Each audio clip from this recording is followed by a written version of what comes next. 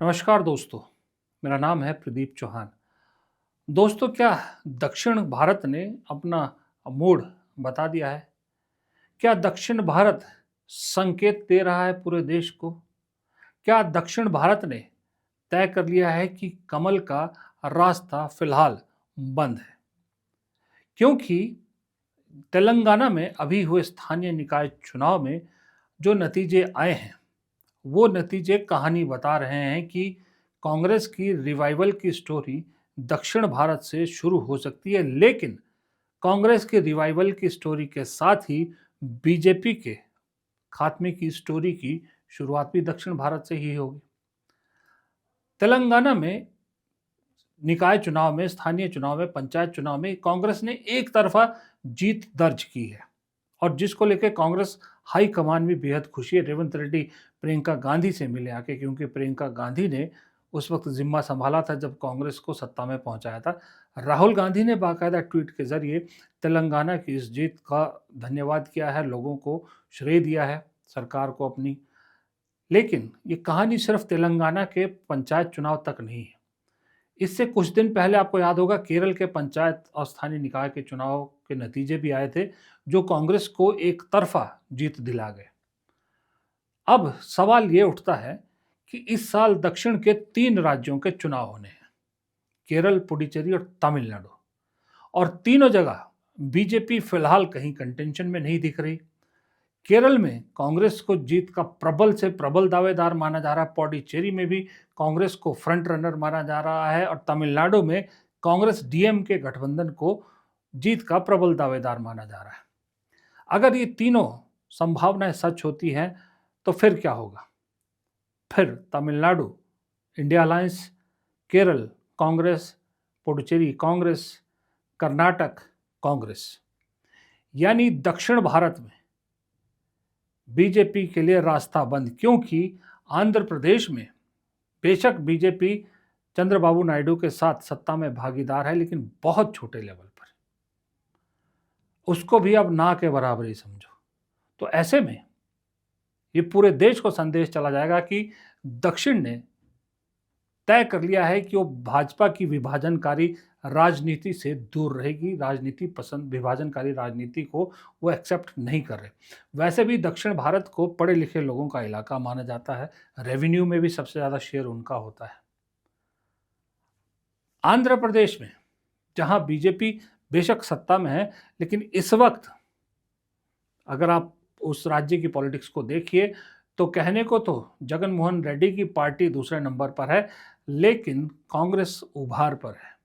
जगन मोहन रेड्डी की पार्टी कहीं नहीं दिख रही और अगले विधानसभा चुनाव में लोगों का मानना है कि मुकाबला बीजेपी टीडीपी गठबंधन वर्सेस कांग्रेस होगा, ये भी तय है।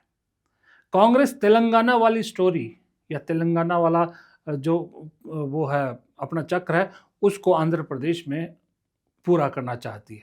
तेलंगाना में भी यही हुआ था कि कांग्रेस कहीं तीसरे नंबर पे थी, मुकाबला बीआरएस और बीजेपी के बीच था, लेकिन कांग्रेस ने कुछ ऐसा किया, मेहनत की कि अचानक से सीधा इन दोनों को बाईपास करते हुए सत्ता पर पहुंच गई। वही फॉर्मूला आंध्र प्रदेश में रेप्लिकेट किया जा रहा है, जहां वाईएस शर्मिला लगातार पार्टी को लेकर सड़क से लेकर विधानसभा तक मुद्दे उठा रही हैं और उनके साथ एक पिता की लेगेसी तो है ही है।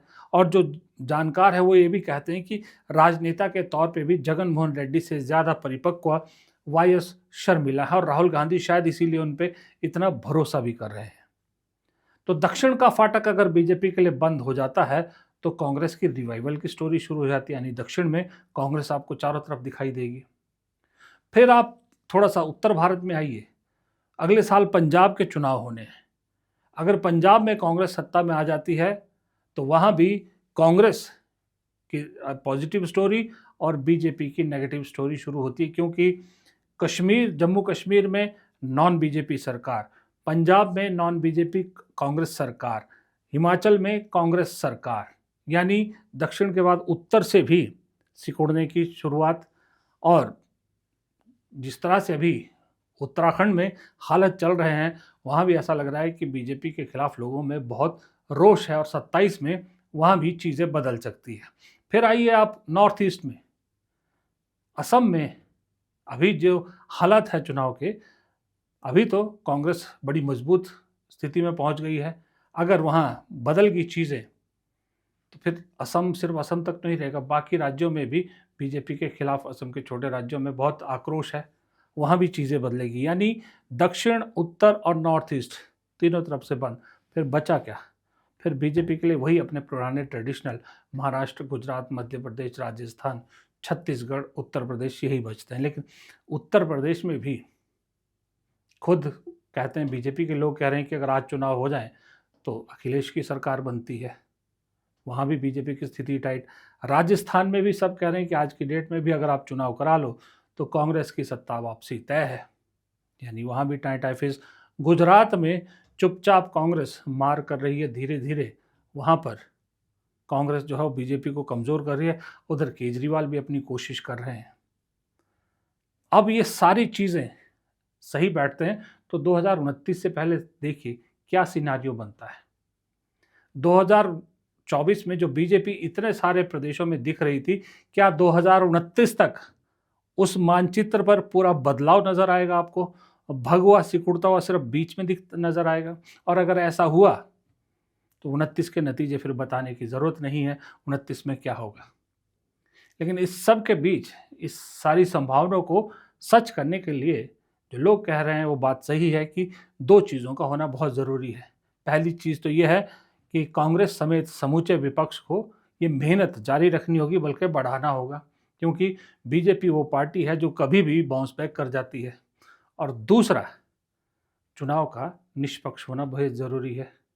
अगर ये दूसरा पॉइंट नहीं हुआ, जिस पे सबको ज़्यादा डाउट है, तो फिर तो सही में कुछ लोग कह रहे हैं कि अगर केरल में लेफ्ट की सरकार वापस आ जाए और तमिलनाडु में एआईडीएमके और बीजेपी की गठबंधन की सरकार बन जाए तो हैरान मत होइएगा, क्योंकि सिस्टम जिसके हाथ में है फिर चल भी उसी की रहेगी सरकार, तो फिर उसी हिसाब से बनेगी।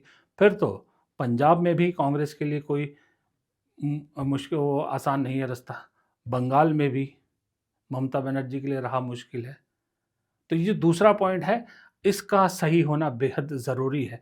अगर आप मेहनत कर भी लो और अगर चुनाव में ही गड़बड़ हो जाए तो फिर वो मेहनत भी किस काम की। तो उस पे भी काम करना ज़रूरी है, लेकिन उसके लिए विपक्षी पार्टियों के हाथ बंधे हुए हैं, सिस्टम उनके हाथ में नहीं है। अदालतें भी कुछ ज़्यादा चुनाव आयोग के खिलाफ सुनने को तैयार नहीं है, मामले रफा दफा हो जाते हैं। अब ऐसे में उम्मीद एक ही चीज़ पर है विपक्ष को, कि खुद जनता ही तय करे कि नहीं, हमें तो बदलना है। इस कदर एक तरफा हो जाए जनता कि बदलना ही आखिरी ऑप्शन है, तभी कुछ होगा, वरना डाउट तो हमेशा रहेगा। फिलहाल इस वीडियो में इतना ही। प्रदीप चौहान को दीजिए इजाज़त। नमस्कार।